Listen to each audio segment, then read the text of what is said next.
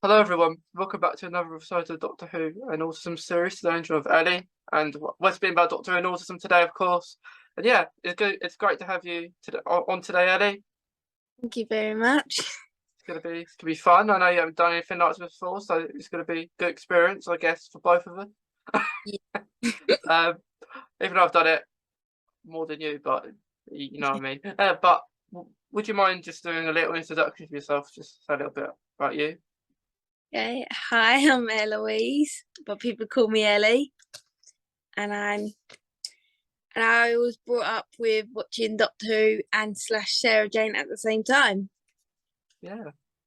And it's great, isn't it? Like, are you still watching it now? Like Doctor Who Winter's on and stuff. Yeah, Yeah.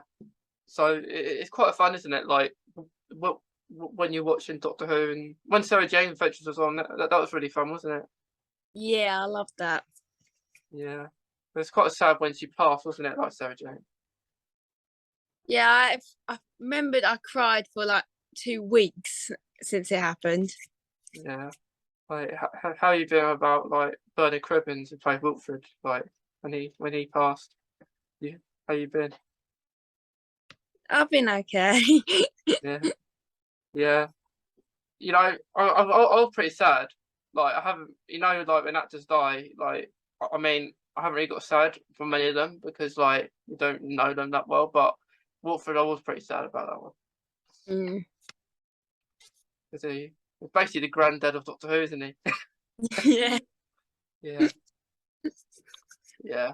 But do you have a favourite Doctor at all, Ellie?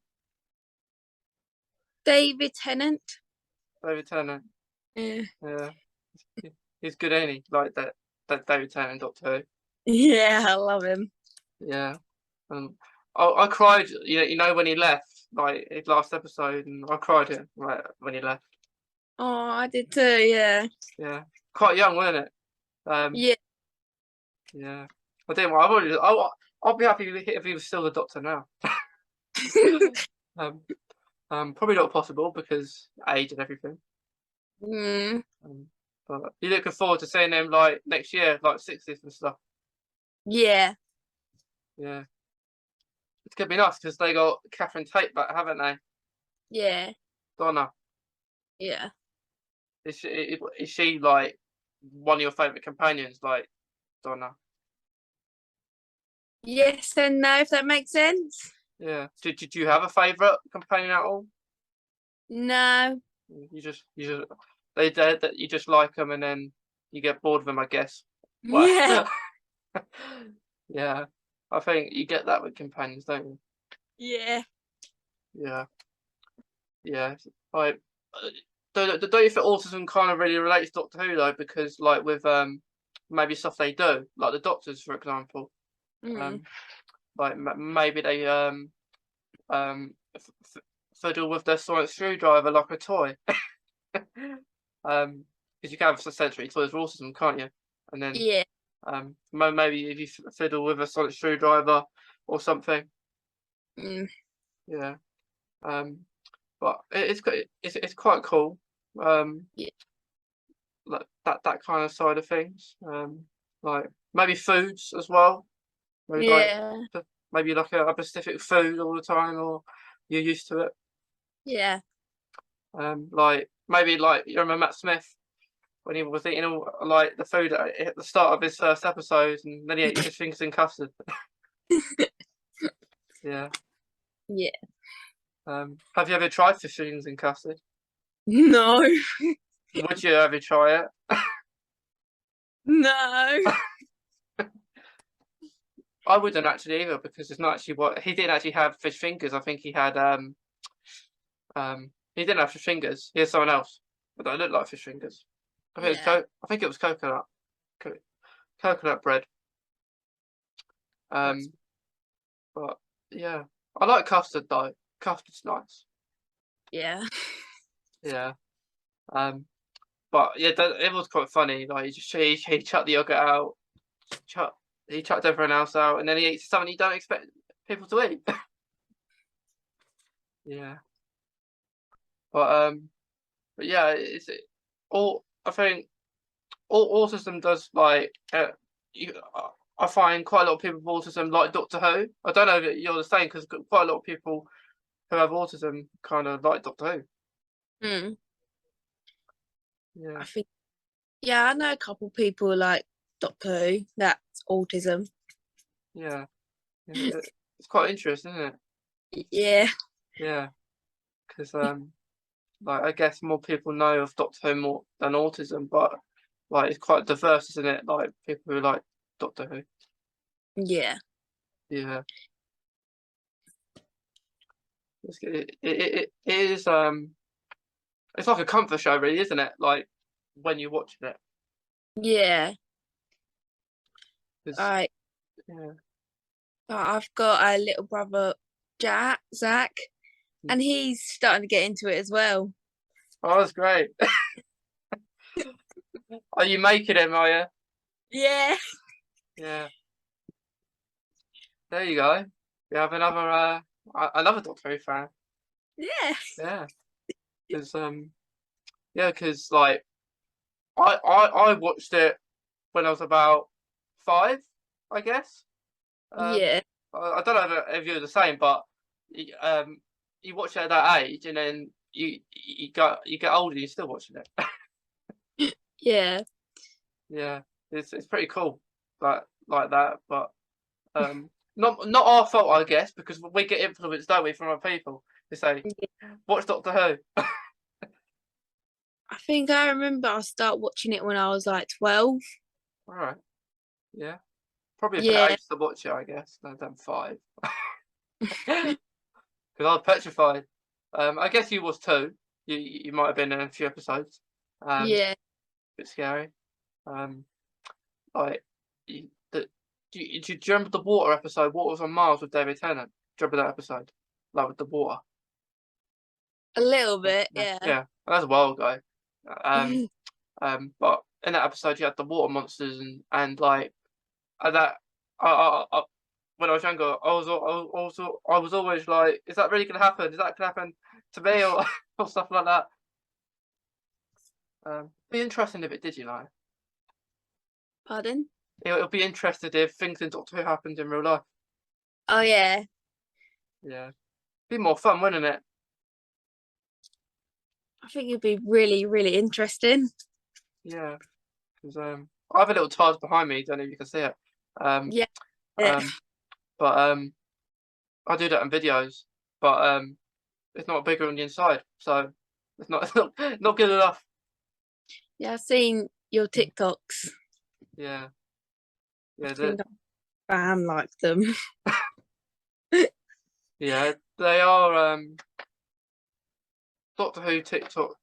It's quite a nice TikTok, isn't it? Like of Doctor Yeah, Who.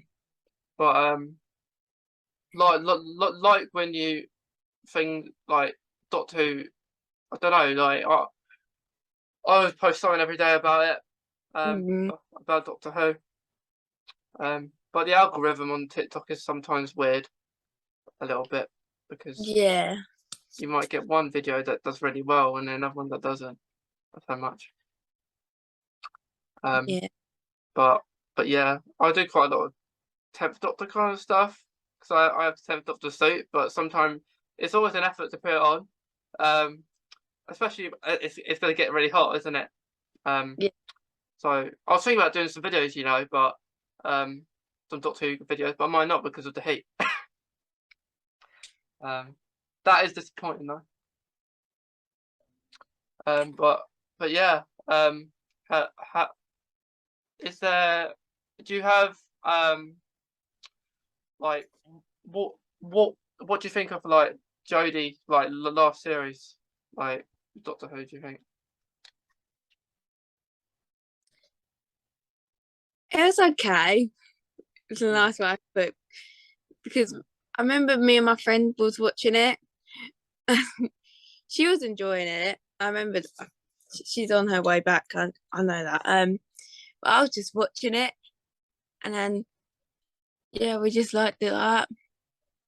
Yeah, it's quite cool. But do you remember when Doctor Who was on a Saturday instead of a Sunday like before? because it was now on a Sunday, isn't it? Yeah. Yeah. Do you mind that it's on a Sunday, or would you rather it's back on a Saturday? I mean, I don't mind it on the Sunday Yeah. because it's end of the week. You get something to look forward to watch, if that makes sense. Yeah. Yeah. I get that. I guess because it's like a routine thing, you know, with autism, like you're used to that set day, and then they change it, like Yeah. because I guess from the 9th Doctor up to the 12th, it was always a Saturday, and then they changed it for the 13th. Well, a lot of change for 13th Doctor. Um, like they got rid of the music, didn't they? As well. But I think music plays a good part in autism as well, doesn't it? Yeah. And I think that's one thing that maybe like because like the soundtracks in Doctor Who, like I could listen to them all day. I don't know about you, like the soundtracks and stuff in Doctor Who. Yeah. I mainly love watching like each intro changes during the generations Yeah, because it's quite interesting how they change it each Doctor. You know. yeah, it's quite interesting because like you say, they change it. Each Doctor Who intro is different. Yeah. Do you have a kind of a favourite Doctor intro, or do you just like them all? I just mainly like them all. Yeah, yeah, they are all pretty cool. I do like the 10th and the 11th one. I think are probably my favourites. Um, but yeah, they're all really good because they're just colourful, I guess. Yeah. Um, I like the ones when they go into like the time for like properly into the time vortex. Like I think Matt Smith had one where it went into like the clouds and like electric and stormy. Mm. I did like that one, but I guess each Doctor has a few different ones, don't they? Because I think maybe halfway through their time as a Doctor, it will like change a little bit. Yeah. I think. But do you have a favourite monster in Doctor Who? Because I'll be honest, they all scare me. All of them. Yeah. Yeah, yeah, every single one. Okay, but let's put it this way then. Do you have a favourite monster? No. Because they all scare you. That's why. Yeah. Each monster comes on, I end up crying because I get scared. Do you have to hide? Yeah. Oh, that's great. Well, it's not great, but you know. Yeah. Um, yeah, I've got scared. You know the silence. Do you remember with 11th Doctor and the silence, the ones Mm. where that you forget? Yeah. I was pretty scared of them. And the Weeping Angels actually. Because I'll tell you a story. When I was younger, when Matt Smith was the Doctor, I was the 11th Doctor. I went to like a Doctor Who experience in London, and Mm. there was a walking bit where you saw the Weeping Angels, and I was with my mum and dad. We all went, and I was like, "Do not blink, don't blink." I was being serious. I wasn't joking or anything, and they thought I was. And I was like, "Don't blink, they're gonna come and get you. They're gonna come and get you." And then I didn't blink for the whole entire time. I don't know if they did. Yeah. They probably did. Probably didn't listen to me. Uh, um, and then I'm literally, but if it's not the actual, you know when the Weeping Angels are like born, where they're not, they just look like stone. They don't have a face or anything. Yeah. It kind of looked like that. So they weren't that close to you, and I was looking around like this. I was the whole time. It's about a 10 minute walk. It was, so I weren't blinking for about that long. And of course, you have to stay behind the leader of the pack, who's walking you on and stuff. Yeah. But yeah, I didn't blink, and I was probably. I think about it now, I was quite mad. But yeah, it's very serious. Yeah. Um, but but yeah, the Weeping Angels do scare me. Yeah. they are very they're frightening, you know. But when I went to yeah, that they're another a scary one. Um, there there were the do you remember the clockwork monsters where they were the clockwork ones where they'll be on? I think there was an episode where they were underneath the bed. Um, Yeah, and when I was little, I never looked. I think that's a thing, isn't it? Like you, when you're growing up, you're always scared that something's underneath the bed when you're asleep. yeah, And they kind of did that in Doctor Who, didn't they? yeah, When I was like, I don't want to look. It's dark. Someone could be. You know when you're on the edge of your bed. Do you ever feel like there's something that could grip you, like on your foot, and then you're gonna go under? yes. Yeah. And they did an episode like that specifically for that. I think with the 12th Doctor Mm. with Peter Capaldi and that. It's quite scary. But I'm still like that, you know. I'm not like I don't know about you, but I'm always like that. Like, is there something there? I always put like storage boxes under my bed so I don't have that big fear. Yeah. I put what I put under my bed is I got like lots of like props of my Doctor Who stuff, and I put it underneath a bed so it's not so that there is stuff underneath like you put stuff underneath your bed so it's not as fearful. Yeah, But you always feel that like are monsters real? Like you watch all these programs, don't you? Not just Doctor Who. You watch maybe you got the Vampire Diaries, Teen Wolf. Like you wonder if any of that's really real. yeah, Yeah, but they're all like it's all about to do with horror. Like if you like horror, you like Doctor Who, I guess. What about do you think Doctor Who needs to be more scarier like it was like with maybe David Tennant and Matt Smith? yeah, Like that kind of scary. yeah. This is it's not as scary now, is it? Than it was No, before. Yeah. Um, but are you looking forward to Jodie's last episode as Doctor? yeah, Yeah. What are you most looking forward to? Are you looking forward to like the regeneration bit? yeah, Like, do you always look forward to that bit? Like when a doctor, you know, when a doctor's going and stuff. yeah. Sometimes. Yeah. What what are you most are you looking forward to the Doctor leaving, or are you just looking forward to it because it's another episode of Doctor Who? Another episode of Doctor Who. Yeah, yeah. Um, because it's about an hour and a half long, I think, her last episode. Yeah, It's more like a movie. yeah, Yeah, yeah. But do you think it's would you like to see maybe in the future, like maybe an autism storyline in Doctor Who? Like, and maybe a person has autism playing as a companion or something. yeah. I think that would be a good idea. Yeah, because it'll be interesting. Or an autistic person as a doctor. Um, it'd be nice because like there's so many people who have autism. Like we said before, like you have a couple of friends who have autism and like Doctor Who, so it's quite big around autism. Doctor Who influences it. Yeah, I think it'll be a brilliant idea to have an autism doctor because Yeah, it's like something different, if that makes sense. Like they had the girl doctor. yeah, yeah. Because they've done it. It was a man for so long, and then it was a woman, and then we're going to go back to a man, but it's going to be the first gay doctor. So I think that's what they've done to make it a bit different for the new Doctor Who. Because I don't know, have you watched Sex Education where Shooty Gatwa is in it as Eric? Oh yeah, Yeah.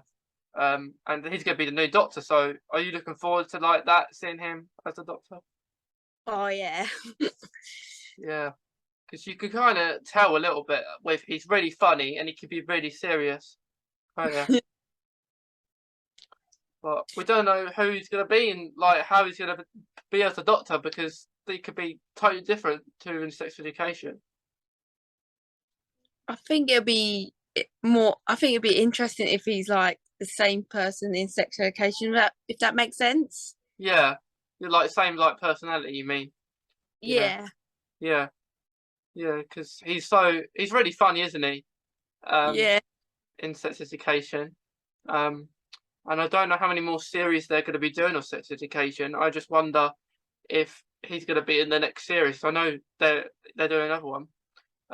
If he's going to be in the next series of sex education, because he's a main character, isn't he? On it. Yeah. Yeah, I do. Yeah, it's like because when a Doctor Who actor is announced, you don't really know many other things that they're in before, do you? Really? Mm. Because I guess with Jodie, maybe didn't know much, and like David Tennant. Um, but the good thing when you're on Doctor Who, that you do so much after, don't you? Like Yeah. once you're cast as a Doctor or a person in Doctor Who, like maybe Karen Gillan who played Amy, like she's been in Marvel and stuff like that. Yeah. Yeah. Um, do you watch Disney Plus or Yeah. yeah? Would you think if in the future if like Doctor Who was on Disney Plus, do you think that would be a good idea? To be honest, I think that will be a good idea because like most programs on there that is not really linked to Disney. Mm. If that makes sense. So I think it'd be nice to put it on Disney Plus. So in case people can't find it on any other site, they can go, oh, Disney Plus. Yeah, yeah, because like I know what you mean because like with Disney, so it's basically a Netflix in a way, isn't it? Because you have just with Disney, there's a few Disney programs on there because there's not like many. Like there's lots on there, like with Obi-Wan Kenobi that like that's not Disney in a way, but they've put a series on there about Obi-Wan Kenobi on Disney Plus. Yeah.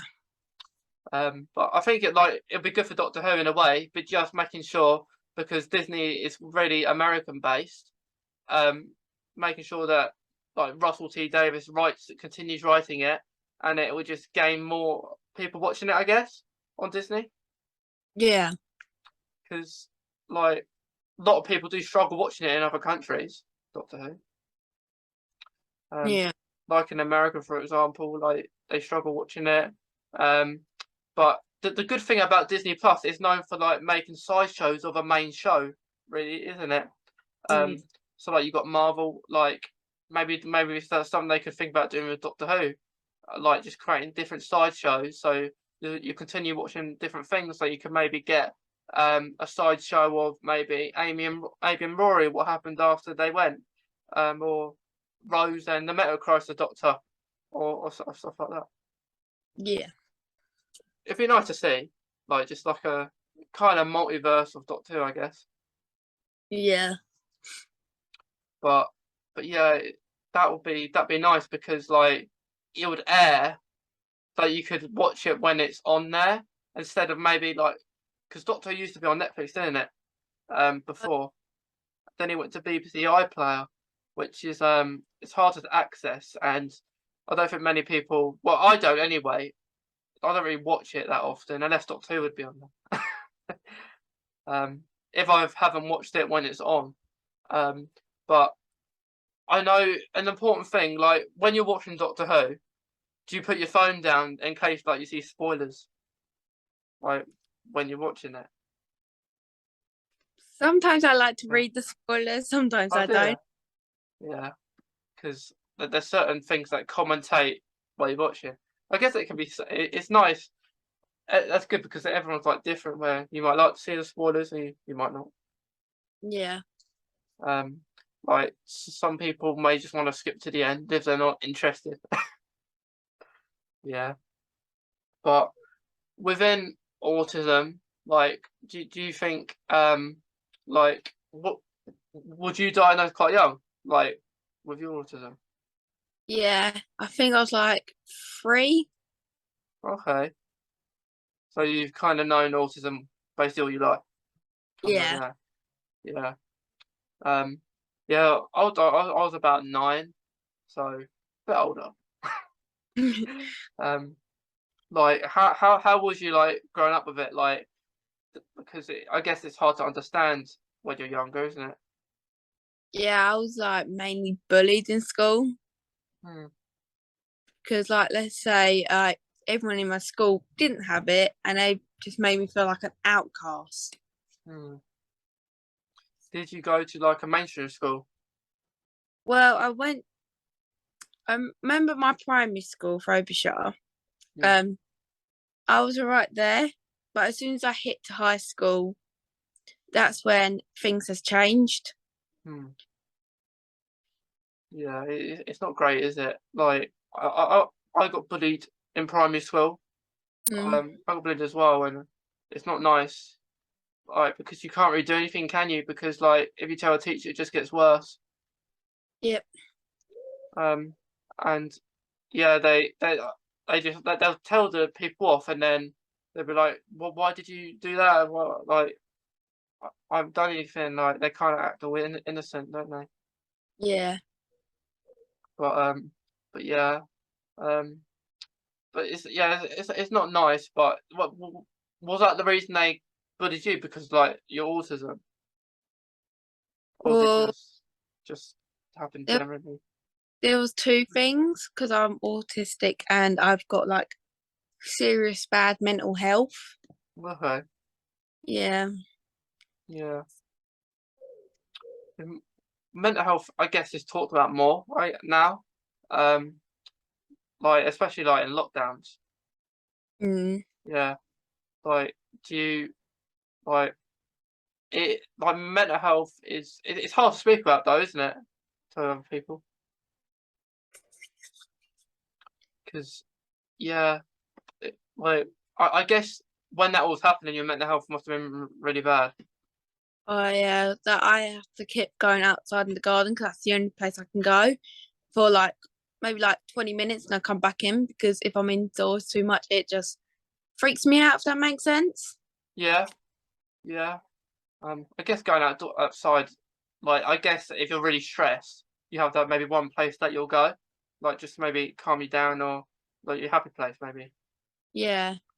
Um, yeah, because like it does really impact you. Like when I was at mainstream, I really didn't like it because people didn't understand my autism, and then they thought I was doing alright, and then I'll go home every day. You know when maybe your parents are asked, if you have you had a good day, and stuff like that, and I always say no, and it gets drained, doesn't it? When it's a repetitive thing, you know what's going to happen, and you can't really do anything about it.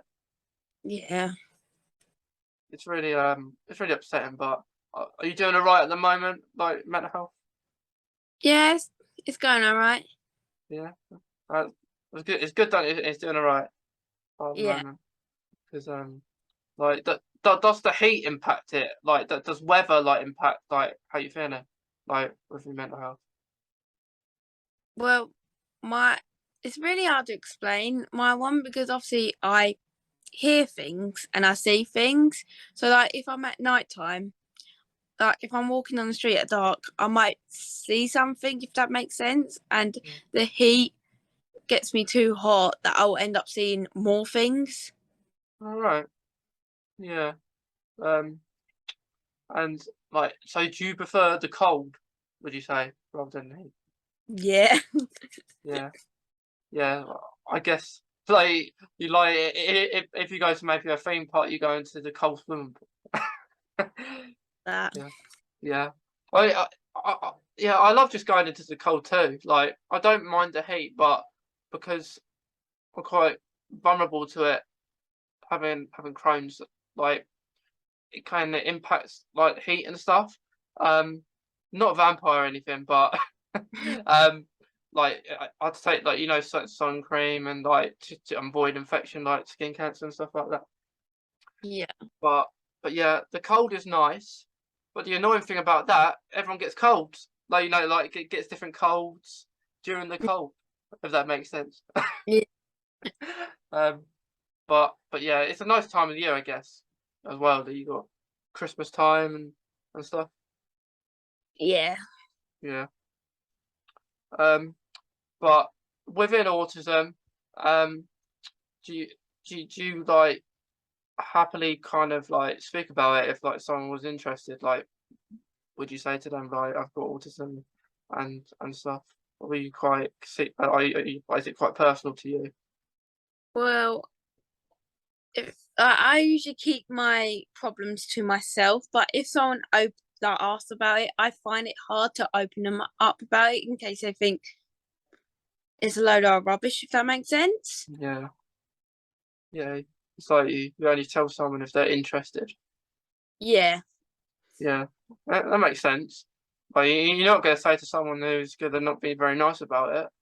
Mm, And you do get that, like, um, you may need more support about a certain thing, but it's just about how you feel about it. yeah. Yeah. Um, so Ellie, but before we go, because it's been great talking about Doctor Who and autism, with you, bit about mental health too. Um, like, what do you have a quote that you relate to in Doctor Who? I don't want to go. You don't want to go. Oh, there you go. Oh, what you want to stay in here longer? Yeah, I'm joking. Um, yeah, but you know what I want David Tennant to say when he comes back? I want to say, I want to go. I want him to say that before he like goes properly, Mm, because it'd be nice. Because he wanted to go then, but he didn't want to go, but maybe he wants to go now. yeah. Yeah, but yeah, I love that quote too because no one said it yet. That's why, yeah.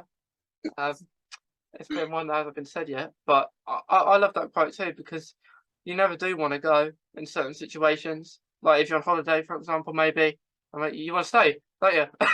Yeah. I don't want to go. Um, but yeah, it's been great speaking to you, Ellie, and I hope you enjoyed it. You too. It was nice speaking to you too. Thank you.